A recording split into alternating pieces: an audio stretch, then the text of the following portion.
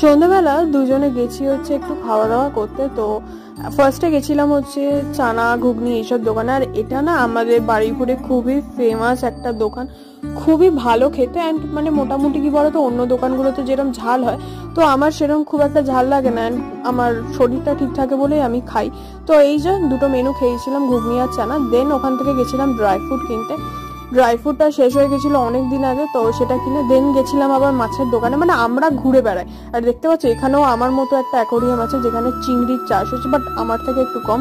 তারপরে ওখান থেকে তো আমাদের ওইসব খেয়ে পেট ভরেনি, তো আমরা গেছিলাম আবার ফুচকা খেতে। আমি একটু কমই খেয়েছিলাম, আমার বয়ফ্রেন্ড একটু বেশিই খেয়েছিল, কারণ ও সেদিন ফুচকা খাওয়ার ও ক্রেভিং হচ্ছিল আই থিঙ্ক।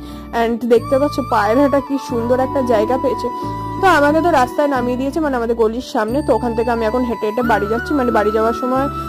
তো এই যে দেখা যাচ্ছে আমার বাড়ি। তো চলো তোমার সাথে দেখা হচ্ছে নেক্সট মিনি ব্লগে, বাই।